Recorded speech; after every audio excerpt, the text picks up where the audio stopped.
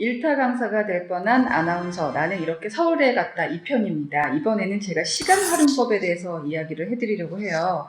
제가 이거를 한번 영상을 제작해야겠다고 마음 먹게 된 거는 우리 이혜성 아나운서 있잖아요. 제 후배인데 그 친구도 서울대를 나왔거든요. 그 친구가 16시간 동안 죽어라 공부를 해서 서울대를 갔다라는 영상을 올려서 화제가 됐더라고요.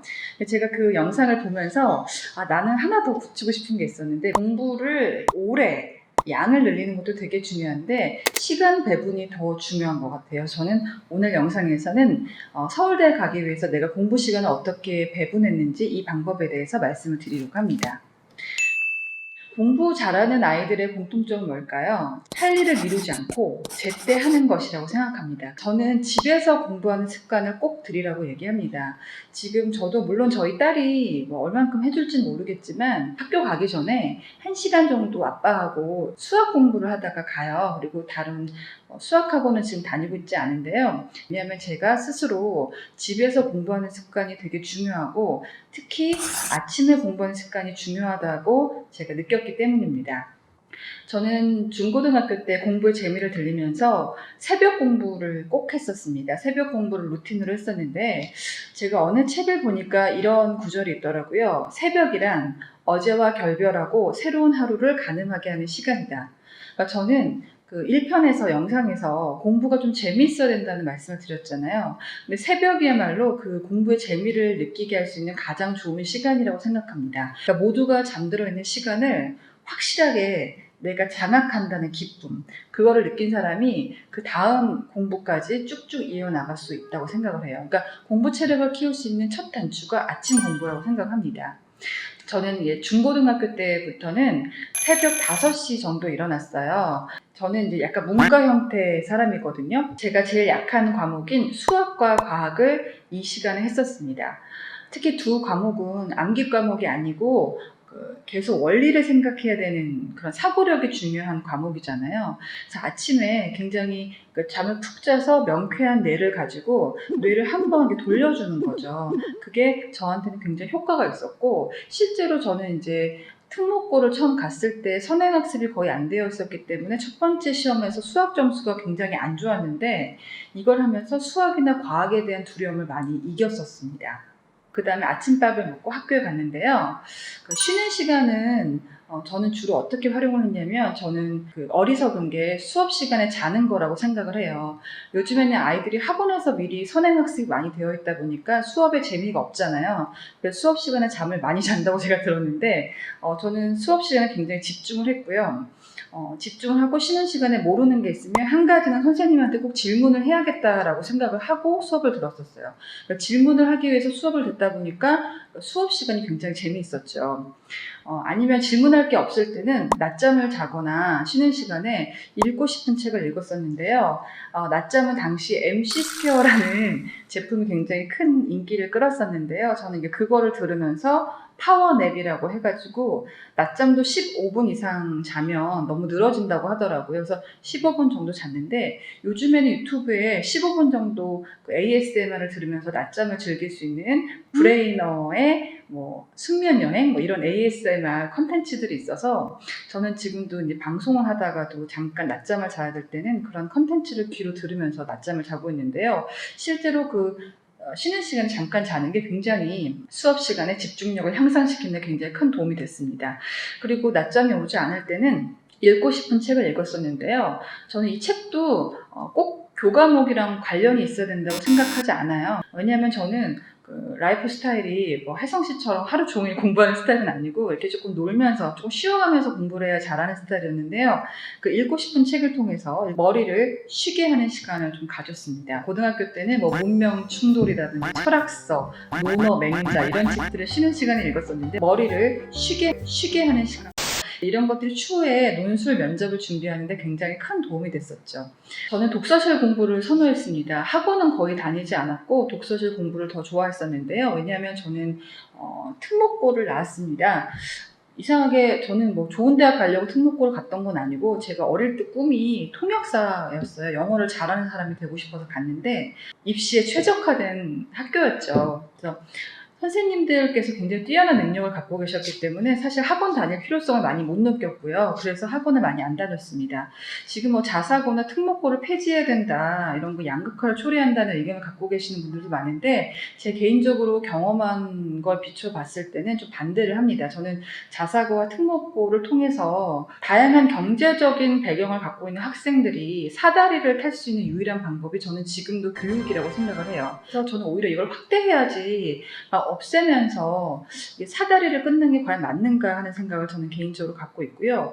입시 방법을 가정 환경에 좌우되지 않도록 세팅을 한다면 많은 다양한 학생들이 고퀄리티의 교육을 받을 수 있다고 생각을 해요. 저는 특목고를 다니면서 사실 선행을 많이 하진 않았습니다. 저는 항상 목표가 한 학기 정도 앞서간다는 정도였거든요. 대신에 예습, 밤에는 오늘 배운 걸 복습하는 형태로 과목을 꾸려봤습니다. 자율학습 시간이 끝나면은 저는 이제 독서실, 학교 바로 앞에 있는 독서실에 가서 한 11시 반까지 공부를 했고요. 불을 끄고 가장 마지막에 나왔습니다.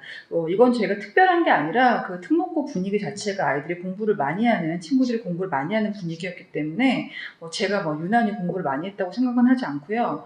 낮잠도 학교에서 잤고 또 집에 오는 길에 어머니께서 차 안에서 재워주셨기 때문에 그렇게 공부를 많이 해도 잠이 특별히 부족하지 않았던 것 같아요. 그러니까 저는 이제 중간중간에 쉬는 시간을 제 스스로 만들었던 것 같습니다.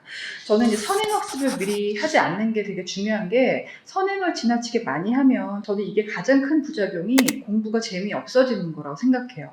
제가 1편에서 공부에 대해서 재미를 느끼는 게 되게 중요하다고 얘기했잖아요. 자기가 스스로 작은 시간이든 작은 과목이든 완벽하게 점령하는 경험이 적었던 친구들은 행여 부모의 어떤 재력이나 학원 그런 배경으로 인해서 명문대를 가게 되더라도 끝까지 잘 나가지 못하는 경우를 저는 굉장히 많이 봤어요. 그러니까 이게 제가 이 영상을 만든 이유기도 한데요. 공부가 제일 중요해 이게 아니라, 내가 이 공부하는 시간을 통해서 내가 하나하나 해냈다는 그 기쁨, 내가 이렇게 공부 방법을 바꿔보니까 뭐가 좋아졌다는 기쁨, 달라졌다는 기쁨, 그 기쁨을 누리고 공부하는 사람과, 그것도 모르고 부모가 막 하라고 해서 끌려가서 공부를 잘한 사람과, 글쎄요, 입시에서는 결과가 다를 수 있지만 나중에 큰 인생의 큰 면에서 봤을 때는 결국엔 자기가 해본 사람이 성공할 수 있다고 생각합니다. 지금 돌아간다면 좀 운동을 좀 하긴 할 것 같아요. 제가 몸이 좀 약한 편인데 이때도 이제 앉아서 공부를 많이 하다 보니까 체육 활동은 좀 다시 돌아간다면 하고 싶다는 생각이 드는데요.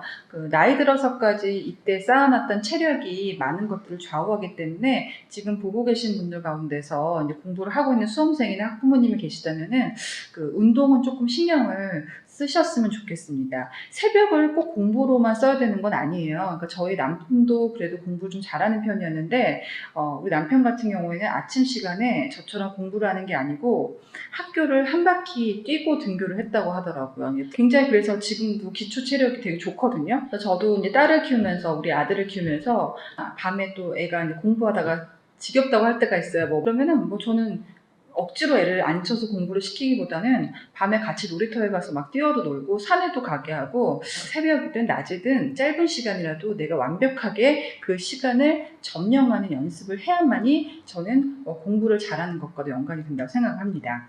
제가 공부 잘하는 방법에 대해서 얘기를 했지만 사실 공부는 인생을 잘 사는 방법과 기본 원리는 같다고 생각해요. 그래서 제가 기초 체력이라는 표현을 썼는데요. 서울대에 가는 거는 절대적인 게 아닙니다. 예를 들면 제 남동생은 서울대를 안 갔습니다. 제가 훨씬 더 잘 사냐? 그건 아니에요. 제 남동생이 저보다 더 잘 살거든요.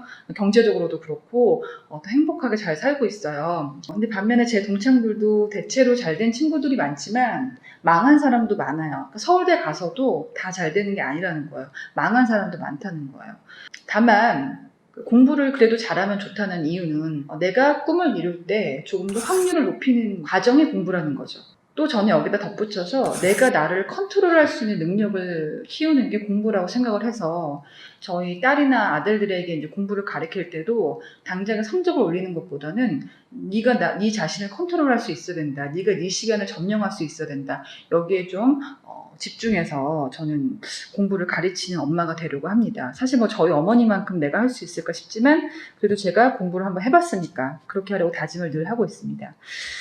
이 공부가 어떤 디딤돌이 된다기보다는 공부라는 걸 통해서 내가 나 자신을 바꾸고 성취하는 그런 기쁨을 누리는 게 제일 중요하다고 생각을 해요. 사실 뭐 공부보다 더 어려운 거 너무 많아요. 어떻게 보면 공부가 제일 쉬운 게 맞습니다. 공부는 그래도 내가 노력한 만큼 나오는 분야거든요. 아직까지는.